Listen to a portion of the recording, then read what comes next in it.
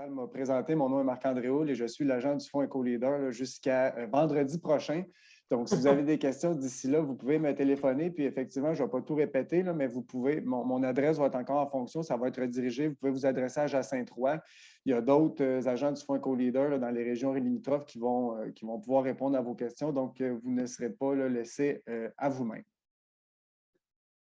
Donc, avant-propos, peut-être mise en garde, avertissement. Là, moi, je ne suis pas un ingénieur ou un architecte ou un spécialiste comme tel en efficacité énergétique. Donc, c'est sûr que je ne pourrais peut-être pas répondre à vos questions plus techniques. Là. Si ça se trouve, il y a peut-être des gens dans l'assistance qui pourront y répondre. Moi, ce que je voulais vous dire aussi d'entrée de jeu, c'est qu'en matière d'efficacité énergétique, il n'y a pas de solution miracle comme telle. Donc, pour mettre en place des stratégies d'efficacité énergétique, il faut prendre en considération que c'est un processus qui nécessite du temps, de l'argent et de l'accompagnement. Et la bonne nouvelle dans tout ça, c'est qu'il existe des aides financières qui peuvent vous accompagner là, à toutes les étapes de votre projet. Puis il existe des gens comme les agents du Fonds EcoLeader, comme les experts là, qui peuvent vous accompagner dans vos projets. Donc, commençons par la base. Qu'est-ce que l'efficacité énergétique? L'efficacité énergétique, ça fait référence là, à différents concepts, à différentes notions. Premièrement, ça fait référence à l'économie d'énergie, c'est-à-dire consommer moins d'énergie. Oui, vous pouvez diminuer le chauffage de votre bâtiment, mais il est fort possible que vos occupants, vos employés ne soient pas confortables. Donc, ce n'est peut-être pas suffisant. Il est question aussi de gestion de l'énergie, c'est-à-dire s'assurer que la consommation d'énergie et les coûts qui sont liés à ça se situent au niveau le plus bas possible, tout en maintenant un confort et un service et une productivité de qualité optimale. Et l'efficacité énergique en tant que telle, là, il y a différentes définitions, là, mais notamment, ça vise à optimiser le rendement énergétique d'un processus ou d'un appareil par rapport à son apport d'énergie. Donc, je pense que quand on pense à l'efficacité énergétique, on fait un peu référence à tout ça. En tout cas, c'est ça qu'il faut avoir en tête. Quels sont les bénéfices de l'efficacité énergétique là, dans le bâtiment? Bon, premièrement, évidemment, la réduction de la consommation d'énergie. Et puis ça, ça va avoir des conséquences sur ou des effets positifs sur la réduction des coûts d'exploitation et d'entretien de votre bâtiment et de votre entreprise. Ça va permettre, entre autres, aussi l'amélioration du confort et donc possiblement l'amélioration de la productivité de l'équipement et du personnel. Et ça peut également augmenter la durée de vie de l'équipement et du bâtiment et donc augmenter la valeur du bâtiment. Donc, il y a quand même des conséquences, des effets, là, des bénéfices directs à l'efficacité énergétique. Maintenant, les stratégies ou les aspects sur lesquels on peut agir en matière d'efficacité énergétique pour améliorer son bilan, sa consommation. Premièrement, il y a les mesures comportementales. Évidemment, réduire le chauffage, éteindre les lumières, les ordinateurs, les autres appareils, équipements pendant les périodes d'inoccupation du bâtiment. Bon, ça va de soi. Là, il y a différentes mesures qui peuvent être prises. Mais si on veut mettre en place des mesures plus structurantes ou des initiatives, là, ça va prendre des stratégies un peu plus costaudes. La première, à mon avis, là, une bonne façon de faire, ça serait de réaliser un bilan ou un audit énergétique du bâtiment. Donc ça consiste à faire le portrait, d'analyser la consommation de manière à identifier des actions potentielles de réduction.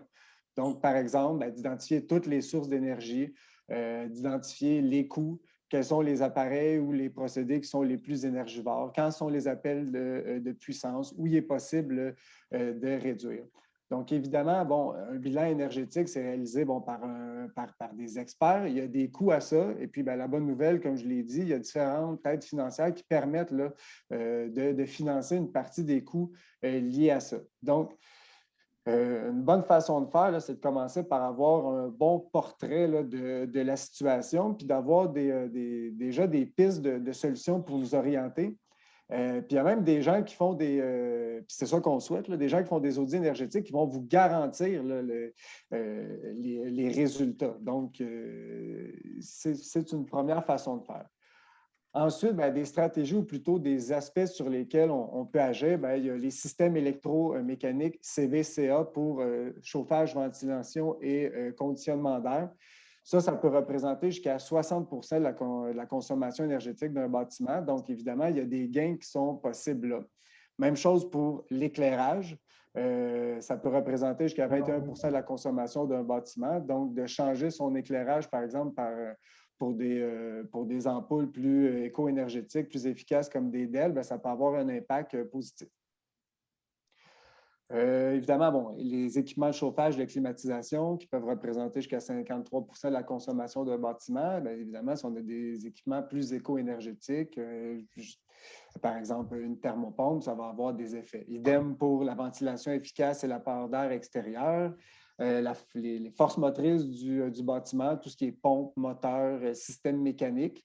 Puis ensuite, bien, on peut intégrer des technologies comme des technologies liées à la récupération des rejets de chaleur. On peut aussi agir sur l'enveloppe du bâtiment. Donc, ça, c'est tous des aspects, ce sont tous des aspects à prendre en considération. Ensuite, bien évidemment, il y a toutes sortes de technologies, là. On peut intégrer, par exemple, un mur solaire. Évidemment, il y a des coûts plus importants liés à ça, mais encore là, il y a un retour sur l'investissement dans le temps qui peut se faire. Il y a des exemples de ça. On en a, il y en a qui sont documentés. On en a, bien, moi, je suis à Victoriaville, il y a des entreprises qui en ont mis en place. Donc, les entreprises, bon, ont bénéficié de ça. On m'a parlé aussi d'une technologie qui est une pellicule de plastique qu'on va mettre dans les vitres de certains bâtiments. Ça va faire en sorte de refléter, si je peux dire, les rayons du soleil. Donc, de faire en sorte que l'été, ça va être moins chaud dans le bâtiment. Et puis l'hiver, bien, ça va permettre de conserver la chaleur. Donc, vraiment, il faut consulter là, des experts pour voir qu'est-ce qui est possible de faire avec ça. Maintenant, bien, les aides financières, je vous ai mis, puis c'est ça, Julie va vous faire parvenir là, la présentation. Je vous ai mis le lien vers le répertoire des appuis financiers en efficacité énergétique du portail en bâtiment durable, voire vert. Là, il y a des dizaines d'appuis financiers qui sont répertoriés. Là, ça va du changement de thermostat et de lumière jusqu'à l'installation de thermopompes et puis de changement de système électromécanique. Donc, vous pourrez aller voir là, c'est déjà un bon début. Et puis, ben, moi, aujourd'hui, je vais vous parler de certaines aides là, qui existent là, un peu plus en détail. Donc, évidemment, je suis l'agent du Fonds EcoLeader. Le Fonds EcoLeader, c'est l'aide financière que je connais le plus. Donc, je peux répondre à vos questions au moins jusqu'à vendredi prochain. Je peux vous aider à remplir votre demande si vous êtes déjà prêt à procéder. Donc, quelques mots là, sur le Fonds EcoLeader. Le Fonds EcoLeader, c'est à la fois une aide financière, un réseau d'agents, puis une plateforme web. Donc, il y a un agent du Fonds EcoLeader pour chacune des régions administratives. Donc là, bon, on est 18 agents partout au Québec. Notre travail, c'est d'accompagner les entreprises pour les aider à identifier des pratiques éco-responsables, des technologies propres, entre autres en efficacité énergétique. C'est aussi d'orienter les entreprises vers les bons experts et vers les bonnes sources de financement et de les accompagner, là, les entreprises, dans la rédaction là, de demandes là, au fonds EcoLeader. Il y a aussi une plateforme web. Je vous ai mis le site Internet là, au haut de l'écran, au haut de la diapositive. Vous allez trouver toutes sortes de ressources, là, évidemment, bon, tout ce qui concerne les documents qui ont trait au fonds EcoLeader, mais également, il y a un répertoire d'aide financière là aussi, donc vous pourrez aller voir là, en complément du répertoire de Voir Vert. Il y a un répertoire des experts, il y a des cas leaders, des cas inspirants. Donc, il y a beaucoup de matériel. Là, vous irez naviguer là-dessus. Vous allez obtenir toutes sortes d'informations là, sur les pratiques éco-responsables en général et l'efficacité énergétique en particulier. Donc, le Fonds EcoLeader, lui, s'adresse aux entreprises de tous les secteurs et de toutes les tailles, ainsi qu'aux entreprises d'économie sociale qui veulent à la fois améliorer leur performance environnementale et leur compétitivité. Le Fonds EcoLeader offre un financement non remboursable, une subvention qui vise la préparation à l'adoption de pratiques d'affaires éco-responsables ou de technologies propres. Il peut financer jusqu'à 50 des dépenses admissibles d'un projet, et ce, jusqu'à concurrence de 30 000 pour les pratiques d'affaires éco-responsables et 50 000 pour les technologies propres. Donc, le fonds Eco-Leader peut financer jusqu'à 50 mais il est possible d'ajouter à ça un autre 25 de financement public complémentaire qui ne proviendrait pas là, du MEI, du ministère là, de l'Économie et de l'Innovation, parce que le fonds Eco-Leader est issu de ce ministère. Donc, quand on parle de préparation à l'adoption, nous, on finance des projets qui sont en amont. Donc, on va financer des études de faisabilité et des analyses. On va financer l'élaboration de plans d'action ainsi que l'accompagnement pour l'implantation. Donc, clairement, si vous savez déjà que vous voulez implanter, là, je ne sais pas, un mur solaire, là, que vous avez déjà commencé des démarches, le fonds Eco-Leader ne s'applique pas à vous. Par contre, si vous avez une idée, vous ne savez pas trop par où commencer, vous avez besoin d'une étude pour vous orienter, pour avoir un portrait global, le fonds Eco-Leader sert exactement à ça. Donc, on va financer les services d'experts conseils qui vont réaliser les études. Et là, je précise que le fonds Eco-Leader ne finance pas d'achat d'équipement comme tel, pas de recherche et développement, pas de certification ni de la mise à niveau réglementaire. Donc, les exemples d'études, des audits et bilans énergétiques, oui, ça entre dans le cadre du fonds Eco-Leader. On va financer aussi des études qui traitent des coûts d'implantation, retour sur l'investissement, gain en productivité, réduction de l'empreinte environnementale concernant la matière utilisée, évidemment l'énergie consommée ou les émissions polluantes générées, les revues de pratiques ou de technologie, etc. Donc, vraiment, je le répète, c'est vraiment là, le fonds Eco-Leader des projets qui sont en amont. Là, on est à la première étape, aux premières étapes, disons, d'un projet là, en efficacité énergétique. Là, je précise tout de suite, c'est sûr que les autres sources de financement, je les connais moins que le fonds Eco-Leader, là, parce que, bon, je ne suis pas agent de Transition énergétique Québec, donc j'ai moins d'informations. Vous pourrez me poser des questions, mais c'est sûr et certain que je vous invite à aller visiter les sites Internet, à lire les documents, mais surtout à téléphoner directement aux organismes. Là. Je pense que c'est comme ça que vous pourrez avoir la réponse à vos questions là, de la manière la plus efficace possible. Donc, Transition énergétique Québec, qui est un autre organisme du gouvernement du Québec, a vraiment plusieurs programmes là, en efficacité énergétique. Littéralement, pour cette diapo, j'ai fait des captures d'écran du site Internet. Donc, les 3 programmes là, qui sont peut-être les plus intéressants là, pour le sujet d'aujourd'hui sont les suivants. Premièrement, Éco-performance, pour analyser puis implanter des projets d'efficacité et de conversion énergétique. Donc, ça vise vraiment à faire la transition entre des énergies, disons, de type fossile vers des énergies plus propres. Les programmes de transition énergétique, je le précise tout de suite, là, de façon générale, ce sont aussi des subventions, puis l'aide financière va varier là, selon les projets et les programmes. Il y a aussi un programme bioénergie pour les systèmes là, de type biométhanisation, donc biométhanisation, biomasse forestière. Et puis le programme Chauffer vert qui vise expressément là, le remplacement de chauffage au mazout. Les programmes, là, c'est ça, de Transition énergétique Québec, c'est des programmes quand même assez costauds. Là, je le répète, téléphonez là directement. Souvent, pour les programmes, ça va prendre l'analyse ou plutôt la vérification, je peux dire, d'un ingénieur là, pour tous les projets. Donc, communiquer avec Transition énergétique Québec, communiquer avec des ingénieurs qui travaillent avec ce programme-là, eux vont vraiment pouvoir vous aider là, à répondre à vos questions, puis surtout à remplir là, les demandes de financement. Je précise quand même là, pour le programme Éco-performance, qui peut être le plus intéressant, il y a des secteurs qui ont été visés pour des projets d'implantation simplifiés. Puis les secteurs qui ont été visés, ce sont les suivants. Les producteurs acéricoles, les supermarchés et dépanneurs, les petits commerces, les institutions et les industries et les producteurs séricoles. Quand on parle de projet d'implantation simplifié, c'est qu'il n'y a pas besoin d'études ou de tampons d'ingénieurs pour ces projets-là. Mais ça reste quand même pour avoir un peu, navigué là, dans la Transition énergétique Québec, c'est quand même des demandes qui demandent du travail, si je peux m'exprimer ainsi. Autre source de financement que vous devriez sérieusement envisager si vous avez des projets en efficacité énergétique, c'est le programme Solutions efficaces de Hydro-Québec. Hydro-Québec a consolidé ses aides financières là, dans un programme, dans Solutions efficaces. Vous pouvez obtenir un appui financier qui va aller jusqu'à 75 des coûts admissibles. Je vous invite à, bon, premièrement, à regarder la petite vidéo là, sur l'outil de calcul de l'appui financier OSE en cliquant là, sur l'image, vous allez pouvoir regarder la vidéo. En fait, bon, vous regardez la vidéo, ensuite, il y a un petit programme à télécharger, puis à partir de ce programme-là, là, vous allez pouvoir là, vraiment voir l'aide qui pourrait vous être offerte et puis qu'est-ce que ça peut financer. Donc là, vraiment, si là, vous êtes à l'étape d'implantation, solution efficace d'Hydro-Québec peut être intéressant.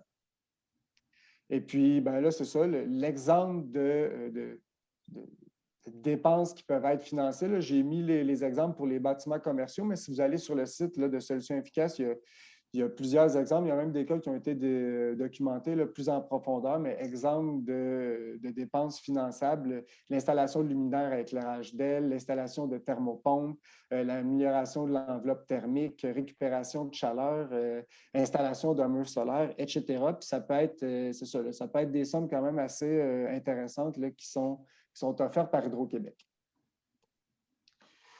Autre source quand même de financement, haute aide financière plutôt, là, qui a été lancée récemment, Compétiver de Investissement Québec. Compétiver est composé de 3 leviers, solutions de financement, solutions d'appariement d'investissement et le diagnostic de performance environnementale et industrielle. Si vous cliquez, là, vous allez être redirigé vers les fiches de chacun de ces programmes-là. Je reviens sur le levier solutions de financement. Je pense que c'est celui qui est le plus intéressant pour vous et pour les projets en efficacité énergétique. La solution d'appariement d'investissement, c'est du capital de risque, en fait, là, qui est essentiellement destiné à des startups et où Investissement Québec va prendre une prise de participation par l'entremise d'actions. Puis le diagnostic de performance environnementale, bien, il est vraiment dirigé, si je peux dire, là, vers le secteur manufacturier. Puis c'est un diagnostic qui est plus global, qui va être effectué par le Centre de recherche industrielle du Québec. Bref, ça vous intéresse, là, bien, je vous invite à aller lire la fiche. Tandis que solution de financement, bien, ça, c'est du prêt, c'est du financement traditionnel, donc des prêts. Un minimum de 50 000 $. Il y a un moratoire là, de remboursement pendant 48 mois. Ça peut couvrir 100 des dépenses d'un projet. Puis, bon, le prêt peut être étalé sur une période allant jusqu'à 25 ans. Et puis, avec ces sommes-là, bien, justement, vous pouvez financer là, justement des initiatives en efficacité énergétique. Et là, encore là, ben, je le répète, mais c'est sûr et certain que je vous invite à communiquer avec les gens de Compétiver là, pour en savoir plus. Le foncier de Desjardins, qui est une aide quand même intéressante et je crois assez souvent méconnue. Le foncier finance des projets là, qui sont dans 9 thèmes, dont investissement en équipement éco-énergétique. L'aide financière qui est offerte par Desjardins dans le cadre de ce fonds-là est un financement non remboursable, une subvention qui peut représenter 25 du coût d'un projet et jusqu'à 10 000 $. Donc, une entreprise qui bénéficierait de ce fonds-là doit être membre de Desjardins et doit communiquer avec le Centre Desjardins entreprise de sa localité. Moi, j'ai parlé avec le directeur de Desjardins ici à Victoriaville là, pour en savoir un petit peu plus, là, puis il m'a confirmé que c'était quand même simple comme processus là, pour obtenir le financement, là, que les cadres du programme étaient quand même assez flexibles, qu'il y avait beaucoup de projets qui avaient été financés. Là, donc, si vous êtes membre de Desjardins, je pense que ça peut être une bonne idée là, de communiquer avec eux. Puis vous pouvez aller voir aussi les autres thèmes. Là. Il y a de l'argent disponible, donc on serait fou de s'en passer. Autre source de financement aussi quand même récente, la Société de financement et d'accompagnement en performance énergétique, la SOFIAC. Là, pour tout dire, j'aurais aimé ça avoir plus d'informations, parler à ces gens-là, ça n'a pas été possible. Donc, je me suis référé au site Internet et puis à un article là, du journal Les Affaires que j'ai mis en référence en bas de la diapositive. La SOFIAC, c'est quand même un projet quand même intéressant, innovant. Donc, ben voici, ça finance les projets d'efficacité énergétique qui sont soumis par des entreprises dont les dépenses globales en énergie, tous sites et toutes sources confondues, atteignent plus d'1 million de dollars par année. Donc, des relativement consommateurs importants, si je peux dire. La Sofiac fournit l'expertise technique de différents fournisseurs pour réaliser ces projets et les économies générées sont partagées par la Sofiac et l'entreprise cliente. Donc, autrement dit, là, puis je reprends les termes qu'on retrouve dans l'article des affaires, c'est que les entreprises peuvent avoir la beurre et puis l'argent du beurre, c'est-à-dire que ce ne sont pas elles qui vont investir, c'est la Sofiac qui va investir, mais les économies qui sont générées, dans le fond, vont permettre de rembourser l'investissement fait par la Sofiac. Et puis, la dernière source que j'ai à vous présenter ce matin, qui m'a été présentée dernièrement par Chantal, justement, je n'avais pas vu passer ça, c'est l'initiative de rénovation de bâtiments de loisirs du Fonds municipal vert de la Fédération canadienne des municipalités. Et puis ça vise à aider les gouvernements municipaux, les organismes à but non lucratif à rénover des bâtiments publics afin d'en améliorer le rendement énergétique. Donc, si on va sur le site, bon, il parle de bâtiments communautaires. Il y a cinq types de financement disponibles et puis le programme offre des subventions et une combinaison subventions-prêts pour réaliser vos projets là, dans ce type de bâtiment-là. Donc, encore là, bien, si ça vous intéresse, là, je vous invite à aller voir le site Internet, à communiquer avec la Fédération canadienne des municipalités là, qui gère le projet. Donc, ben voilà, c'est ce que j'avais à vous présenter ce matin. Je vous remercie pour votre écoute. Et même pendant que j'y pense, je n'ai pas mis une source de financement, là, mais il y a aussi Énergir. Énergir qui a aussi des aides financières là, à offrir là, pour vos projets en économie, en efficacité énergétique. Donc, allez voir le site là aussi, il y a des aides financières là.